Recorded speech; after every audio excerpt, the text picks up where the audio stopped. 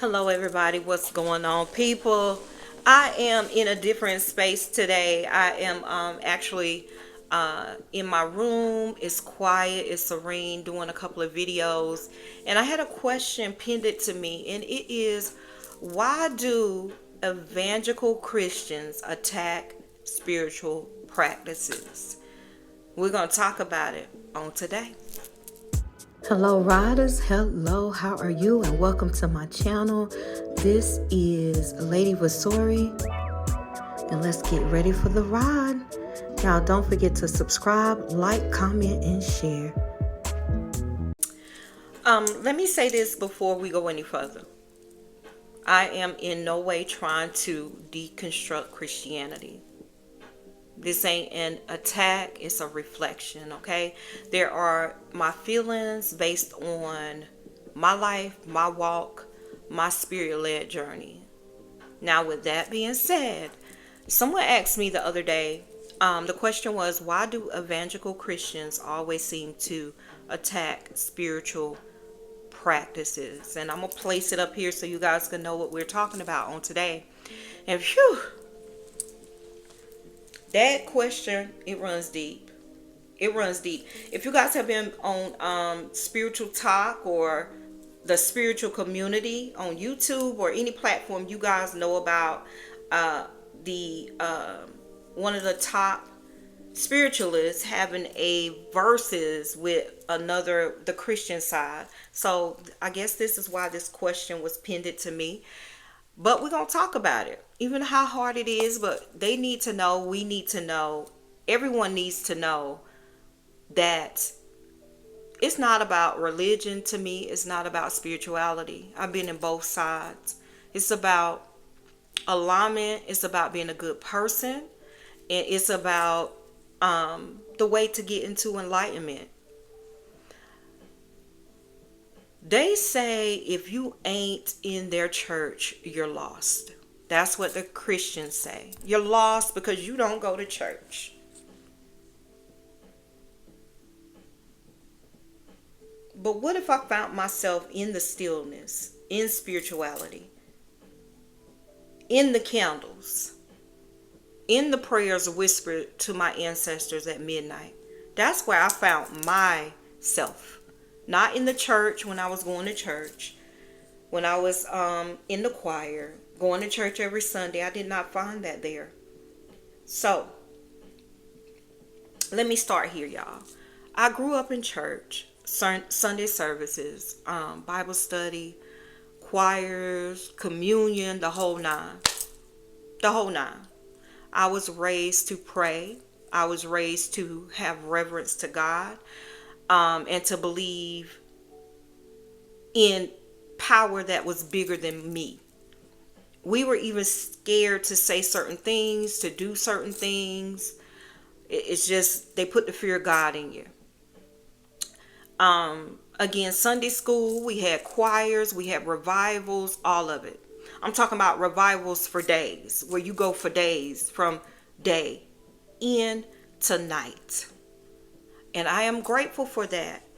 That foundation, I know, taught me about prayer, about discernment, about spirit. It taught me that. But life started revealing truths about that church never prepared me for. Never. Pain that prayer alone didn't fucking fix. You know what I'm saying? Y'all know what I'm talking about? That didn't teach me that. Patterns that run deep. They didn't tell me that. Y'all know what I'm saying? Patterns, they ran deeper than scripture alone.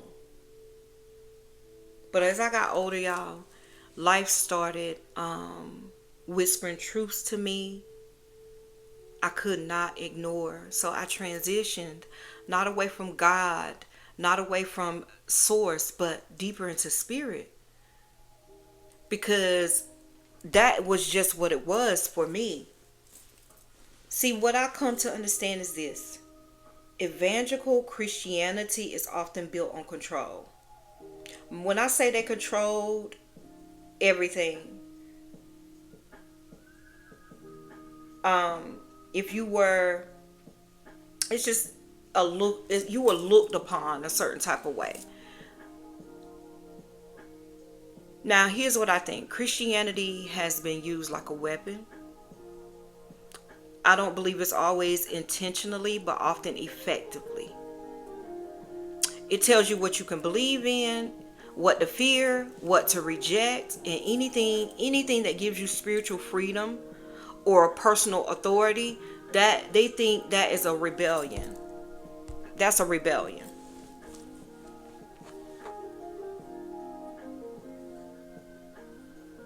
I believe that it's built on a structure of control.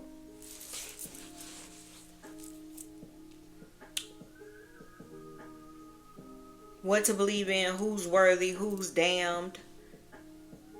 So anything that gives you personal power, ancestral connection, or spiritual freedom, that threatens the system. That threatens the system. They don't want you to have that. You know what I'm saying? Practices like hoodoo, root work, ancestral veneration, it don't fit in their little tight box. They're too connected, too liberating, too old, too black. You know what I'm saying? That's just what it is, y'all. Hoodoo, conjure, root work, it ain't about worshiping false gods. It's not. It's about remembering who you are and who and where you came from. And this is for the Christian people that are watching me. Because I know it's some. I know there are Christian witches, which I love. I love anybody that allows openness to the path.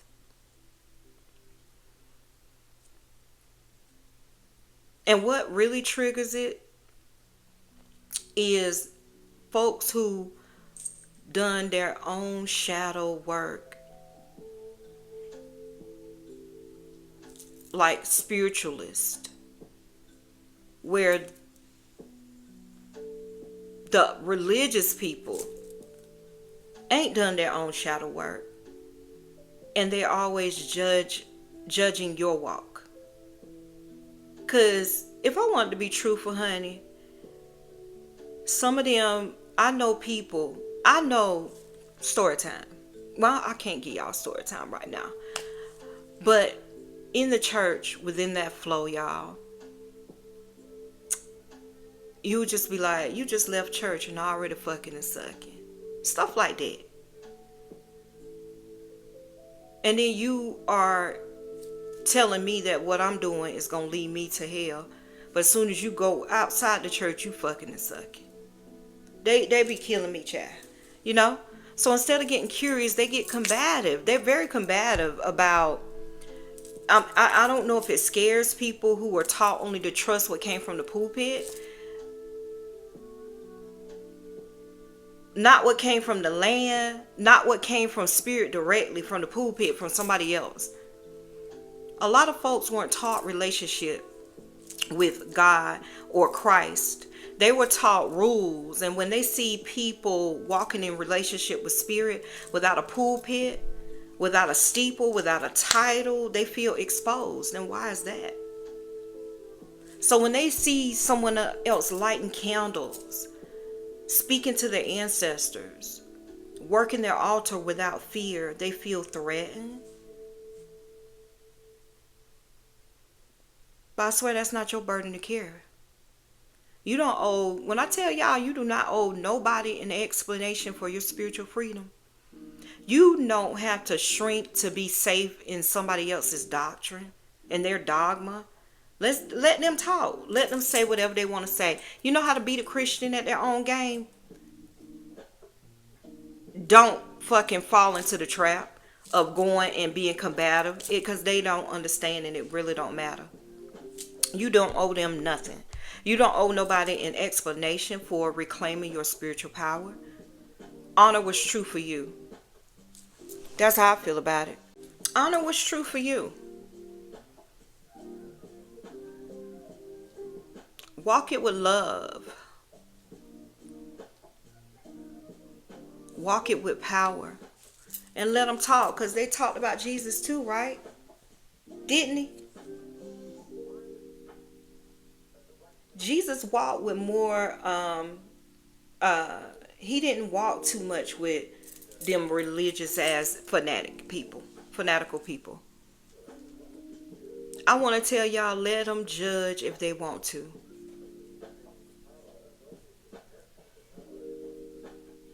I would never serve an opinion. I serve spirit. I will never serve an opinion. I'm going to always serve spirit, y'all. And spirit don't need a middleman. I don't know why they feel like we left God. I just came home to spirit.